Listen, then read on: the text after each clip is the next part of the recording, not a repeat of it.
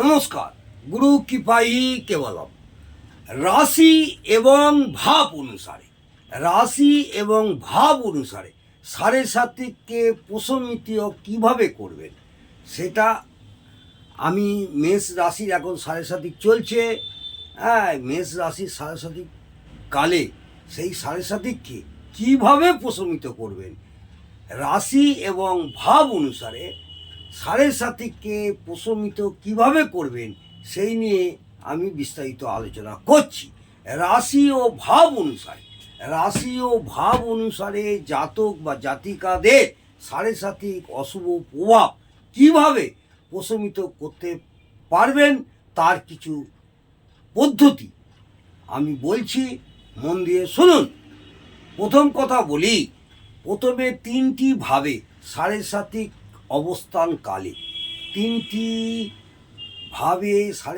অবস্থানকালে কোন ভাবে কী পদ্ধতি অবলম্বন করলে সাড়ে সাত্বিক প্রভাবকে প্রশমিত করা যায় সে সম্পর্কে আলোচনা করছি।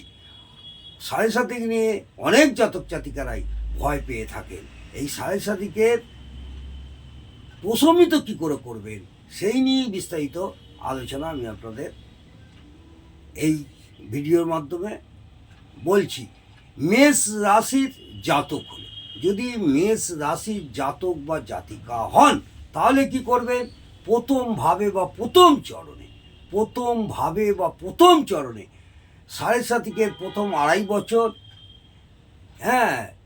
যে পদ্ধতি অবলম্বন করবেন অশুভ প্রভাবকে প্রশমিত থেকে রেহাই পাবেন সেইগুলো আমি বিস্তারিত আলোচনা করছি। 1 নম্বর হলো, নতুন মাটির একটা পাত্র কিনবেন। সেই নতুন মাটির পাত্রে সরিষার তেল নেবেন। সরিষার তেল নিয়ে শনিবার দিনকে প্রবাহিত জলে ভাসিয়ে দিন।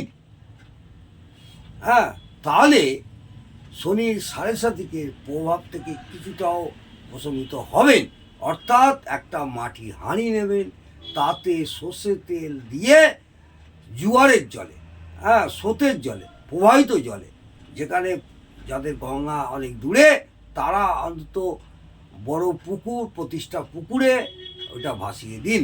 দেখবেন আপনাদের শনি সাড়ে সাত্বিকের প্রথম ভাবে বা প্রথম চরণে যাদের সাড়ে সাত্বিক চলছে, আশা করব তাদের অনেকটাই উপকৃত হবে।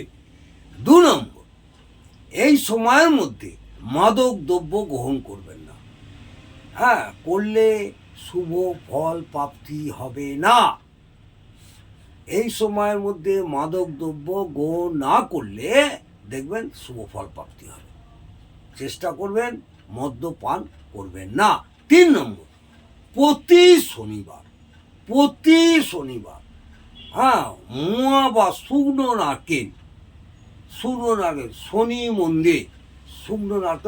মন্দিরে বা কালী মন্দিরে দান করলে এই শনি সাড়ে সাত্বিকের প্রথম পর্বে যে প্রভাব প্রশমিত হবেই হবে।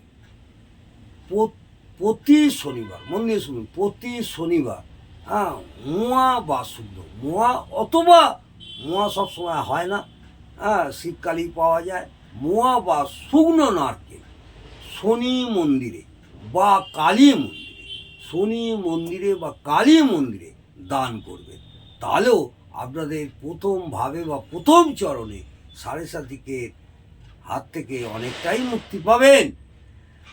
4 নম্বর, শনিবার মাছ বা মাংস বা ডিম খাবেন না, নিরামিষই আহার করবেন।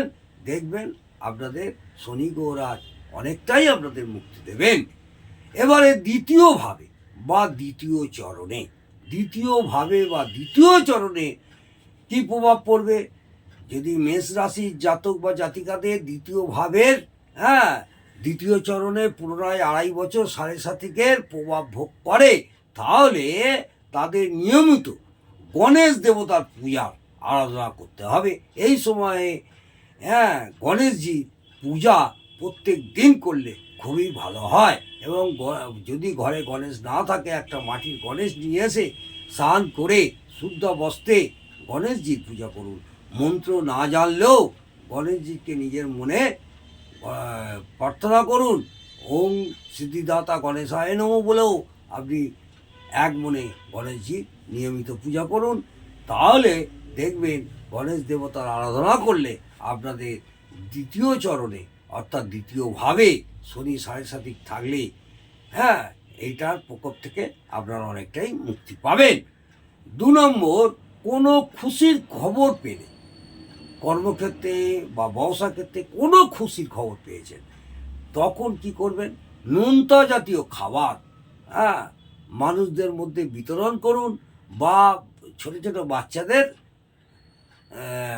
বিতরণ করুন। অর্থাৎ নোনতা বিস্কুটও হতে পারে, নিমকি হতে পারে, নোনতা জাতীয় খাবার বিতরণ করুন।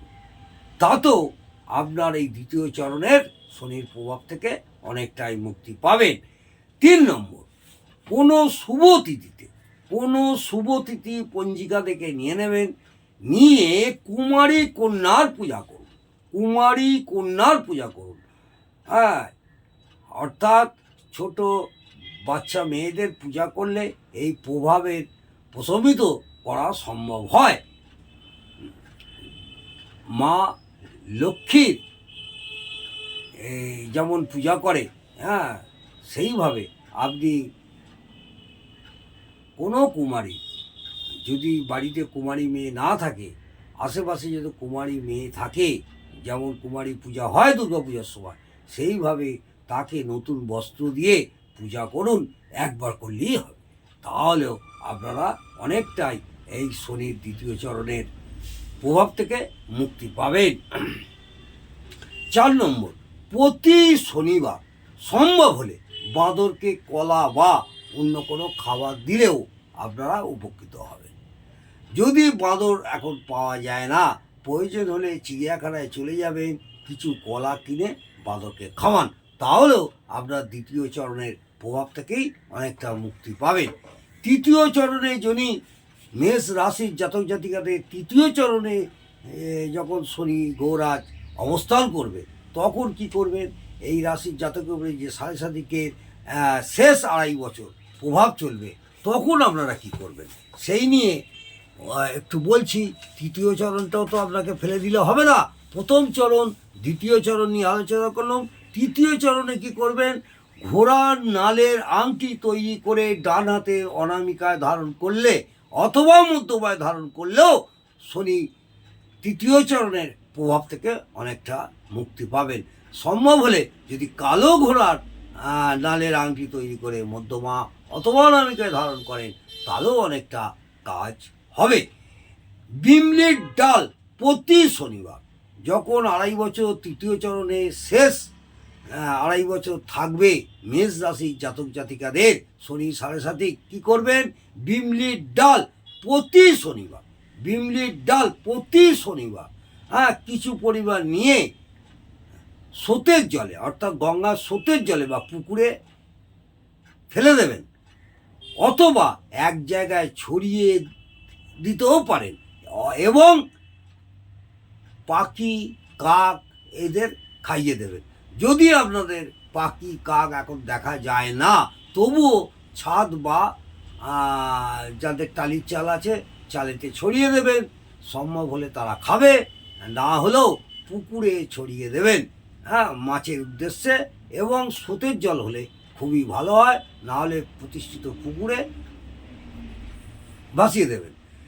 এছাড়া মঙ্গলবার সকালে তৃতীয় চরণের কথা বলছি মেষ রাশির জাতক জাতিকাদের উদ্দেশ্যে।